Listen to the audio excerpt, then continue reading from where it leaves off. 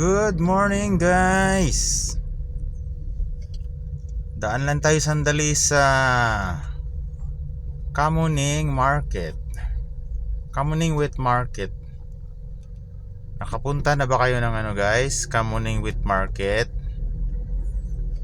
Okay siya na market guys kasi marami siyang mga guys, mga modesta o mga mananahi.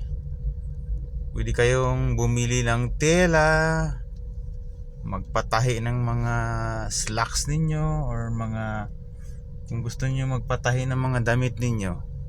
Ito na siya guys. Ito na yung area ng Kamuning Market ito. Ito yung Barangay Kamuning. Nasa kaliwa yung guys, yung palengke. Ayun guys maliit lang siya, tapos sa kabila may bago nang ginagawang bagong building. Yan guys, free parking dito guys. Tapos kayo na lang bahala mag-tip sa mga dito, sa mga kuan. Yung mga okay.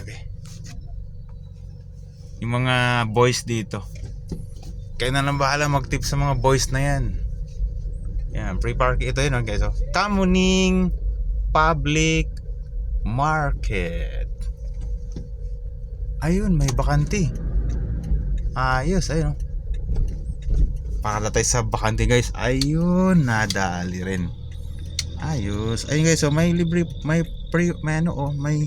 bakanting parking. Parada tayo guys kay meron lang tayong bibilin sandali dito sa Kamuning Public Market, Quezon City, Philippines.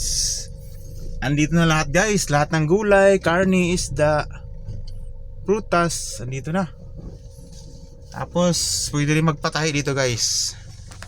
Andito na lahat. Okay guys, thank you for watching. Bye, thank you.